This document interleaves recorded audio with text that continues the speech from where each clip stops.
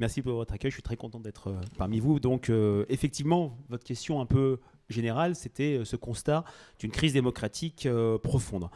Et c'est vrai que je vais jouer contre mon camp, mais les sondages d'opinion ne sont pas particulièrement opérants là-dessus. C'est vrai que voilà, l'IFOP qui fête ses 80 ans cette année pose depuis une cinquantaine d'années l'attachement aux idées démocratiques. On a 85-90% des Français qui nous répondent par l'affirmative. On leur demande aussi est-ce que la démocratie en France fonctionne bien ou mal. En avril dernier, le score de fonctionne mal a dépassé 60%, ce qui n'était jamais arrivé. Mais ça a bien été dit lors de votre micro-trottoir, le révélateur de cette crise démocratique profonde, c'est l'abstention. L'abstention, on peut faire un petit peu d'histoire, c'est un schéma que l'on voit maintenant depuis une trentaine d'années, depuis les années 80, depuis 88, où il y a eu des records d'abstention suite à une accumulation de votes. On est maintenant sur une abstention de masse avec un schéma qui est maintenant le suivant. Les Français ne se déplacent massivement qu'à l'élection présidentielle, mais de moins en moins au scrutin intermédiaire, élections municipales exceptées, mais même là-dessus, on va voir que la confiance s'érode. L'archétype que je veux rappeler, c'est la séquence 2007-2012. 2007, fin de l'ère Chirac. Les Français croient à une rupture qui peut être incarnée par Ségolène Royal, par Nicolas Sarkozy, par François Bayrou même. 82% des Français vont voter le 22 avril 2007. Les trois premiers candidats font à eux seuls 75%. Et puis, il y a un désenchantement marqué par des records d'abstention à tous les scrutins suivants. Même schéma, dans une moindre mesure, entre 2012 et 2017. 2012, 80% de participation. Et après, un désenchantement, une déception. Et ce qui a été dit dans le micro-trottoir est particulièrement opérant. L'idée que l'abstention devient massive. Et là, en 2014, les municipales ont été touchées puisqu'il y a eu plus de 30% d'abstention, ce qui n'était jamais arrivé à un scrutin municipal. Et puis, vous l'avez dit également, 2017, certes, une participation assez forte à l'élection présidentielle, mais plus de 10 millions de Français n'ont pas pris part au vote, presque 23%. Et puis, ce coup de tonnerre qui a été un petit peu passé sous silence, mais vous l'avez rappelé, ce 50%, cette majorité de Français qui n'ont pas pris part au vote aux deux tours des élections législatives. Ça ne s'était jamais vu sous la Ve République et un scrutin national. Et au cœur de cette abstention de masse, et c'était bien dit dans le micro-trottoir, figure une logique de vanité du vote. Les élections, au-delà des traditionnels motifs d'abstention, la protestation, le fait d'être désaffilié, pas intéressé par la vie politique, de plus en plus, les Français nous disent les élections ne changent rien ou ne changent pas les choses. Et là, on est au cœur de cette crise démocratique, puisque dans cette crise se joue le recul de la croyance qui est spécifiquement hexagonale, qui relève même presque du pouvoir magique, qui est la capacité du politique en France à peser sur le cours des choses, à s'affranchir des contraintes externes, Union européenne, mondialisation, et à changer la vie des Français. C'est ce qui me fait dire que la crise démocratique est d'abord une perte de confiance dans l'efficacité de ce régime face aux problèmes contemporains. Et je fais une petite parenthèse qui n'est pas notre sujet. On a tendance à dire que les Français sont très eurosceptiques. Oui, on a vu ce qui s'est passé le 29 mai 2005, un vote qui n'a pas été pris en compte par le pouvoir, comme vous l'avez su. Le discours eurosceptique reste majoritaire en France. Il y a toujours un regard très critique sur le pouvoir de l'Union européenne, mais lorsqu'on interroge les Français sur l'efficacité, les solutions, de plus en plus, elles sont perçues comme à l'échelle de l'Europe. La phrase de François Hollande pendant sa campagne présidentielle de 2012, que je trouve en fait personnellement assez belle, la France n'est pas le problème, la France est la solution, les Français y croient de moins en moins. Alors, un deuxième point qui nuance ce que je viens de vous dire sur le constat de cette crise démocratique. Il ne faut pas seulement voir un cadre national, mais cette crise démocratique me semble moins forte à l'échelon local. En tout cas, différente ou moins profonde. Là, je vais parler d'enquête d'opinion, et c'était votre question sur les parlementaires et la cote des députés ou des sénateurs. Systématiquement, ce sont les élus locaux, notamment les élus municipaux, qui échappent au discrédit touchant le personnel politique, qui sont vus comme ayant une cote de confiance meilleure que celle des députés, que celle des sénateurs, même si sur les parlementaires, On a réalisé une enquête très récemment pour le groupe LR à l'Assemblée nationale. Il y a une confiance très forte dans les parlementaires pour réduire les fractures territoriales et les inégalités territoriales. Mais il y a cette crédibilité liée aux élus municipaux, à la figure du maire qui peut concrètement, lui, changer la vie des habitants via la construction d'équipements, la programmation culturelle, que sais-je. En cela, le maire parvient à prendre l'attente spécifiquement hexagonale qui touche à la dimension performative du politique en France. Le dire, c'est faire, et rend concret, matérialise la promesse de la puissance du politique qui peut peser et là transformer, on le voit à l'échelle locale, la vie des Français.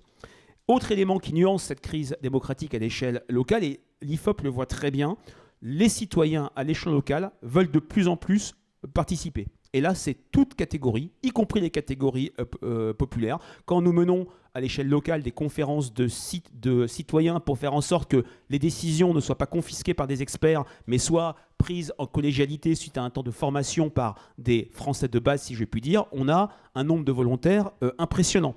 Au-delà de cet élément qualitatif, une enquête qu'on a faite au mois de janvier, au moment d'assises sur la citoyenneté pour Ouest France Dimanche, montre que les critères de citoyenneté vertueuse, qu'est-ce qu'un bon citoyen, ont fortement évolué ces dernières années. L'idée qu'il faut être pour un bon citoyen, participer à une association a perdu 13 points en 20 ans, 8 points de moins pour appartenir à un syndicat. En revanche, la mobilisation autour d'un problème local et la participation à une manifestation d'intérêt local apparaît comme une condition indispensable d'une bonne citoyenneté pour une majorité de Français, et c'est plus 17 points par rapport à notre mesure faite il y a 20 ans. Donc le local, je ne mésestime pas le micro-trottoir qui correspond à une réalité nationale sur cette vanité du politique, cette vanité du vote, sur est-ce que le politique est capable de changer, de peser sur le cours des choses, mais le local peut être un lieu de régénération de cette crise démocratique. Maintenant, il y a le moment Macron. C'est vrai que ça a été dit lors des micro-trottoirs. Est-ce que Emmanuel Macron permet, depuis qu'il est au pouvoir, un reflux ou une exacerbation de cette crise démocratique? Quand on regarde des enquêtes d'opinion récentes, on peut parler d'un certain reflux. Je vous ai parlé de ce qu'on a mesuré pour Public Sénat et Sud Radio au mois d'avril. La démocratie en France fonctionne mal à 60%. Mon confrère de Via Voice pour la Fondation Jaurès a reposé cette question. Et là, il y avait une majorité, 15 points de plus par rapport à la mesure IFOP, qui considérait que la démocratie fonctionnait bien. Il y a bien sûr des éléments conjoncturels, le fait d'avoir fait cette mesure quelques mois après l'élection présidentielle, et puis il y a toujours cette fracture entre catégories populaires qui sont beaucoup plus nombreuses que la moyenne à juger que la démocratie fonctionne mal. Mais il y a quand même Emmanuel Macron, et ça a été dit par Eliane Assassi, tire parti d'un contexte spécifique. Il tire profit d'un contexte particulier. Il profite de l'échec des deux quinquennats précédents. Cette crise démocratique, c'est une crise du résultat. L'idée que les deux quinquennats ont été vus comme deux quinquennats inutiles, qui n'ont pas, pour reprendre l'antienne mitterrandiste, changé la vie.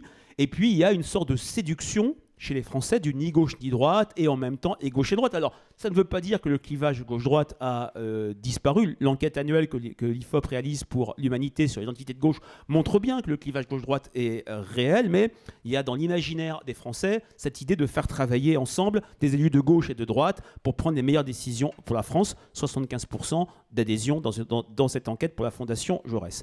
Surtout, et au-delà de ces difficultés actuelles, Emmanuel Macron présente une méthode qui mise d'abord sur les résultats, sur une certaine efficacité, sur une rapidité. Ça a été dit tout à l'heure, très loin de la lenteur de Mirabeau. Et c'est vrai que Emmanuel Macron, la manière dont il incarne la fonction, qui est en distinction et qui plaît de ce point de vue-là aux Français, en comparaison avec ses deux prédécesseurs, joue à fond sur cette corde en misant sur l'efficacité et sur les résultats. D'ailleurs, c'est intéressant de voir qu'après un été difficile, il remonte fortement dans les enquêtes d'opinion au moment de la signature des ordonnances sur la loi travail, alors qu'une majorité, et vous le savez bien, de Français étaient opposés à cette loi travail, au même niveau que la première loi travail, Valls, Myriam El Khomri, mais c'était l'idée que c'était efficace, qu'il l'avait dit dans son programme présidentiel et qu'il y avait une sorte de rupture avec les deux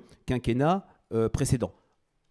à l'inverse, la chute que l'on constate depuis quelques semaines est liée à une absence de résultats, notamment sur le pouvoir d'achat. Le sentiment qu'il a surpromis là-dessus. Et là, on retrouve des ferments négatifs déjà entrevus, par exemple, sous le quinquennat de Nicolas Sarkozy, au moment du travailler plus pour gagner plus, qui a été le moment où il y a eu une rupture d'opinion entre les Français et lui. Donc la méthode Macron peut donner l'impression de répondre à cette crise démocratique par le résultat, l'efficacité, une approche managériale, mais elle peut, l'avenir le dira, ce quinquennat ne fait que commencer, se heurter, elle peut être rattrapée par l'absence de résultats et le sentiment que tout cela est quelque chose de factice. Peut-être pour finir, si j'ai un petit peu de temps encore, par rapport à votre question sur la réforme constitutionnelle, clairement, il faut voir les sondages de deux manières.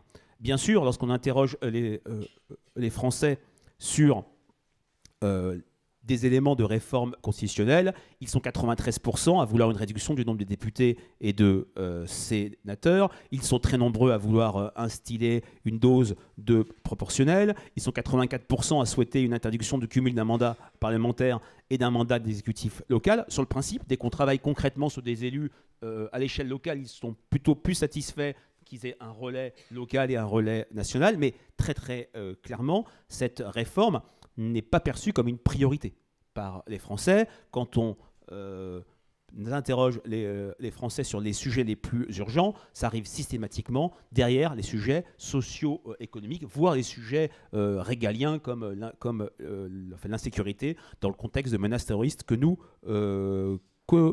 connaissons. Donc ces réformes, des éléments de cette réforme pourraient être appréciés, mais très très clairement, et je me réfère encore à votre micro-trottoir vraiment bien fait, ça ne rétablira pas la confiance dans le système démocratique qui, selon moi, et selon le regard des Français et leur discours que l'IFOP écoute et essaye d'analyser, passe quand même par des éléments de résultats concrets et d'amélioration de la vie des gens.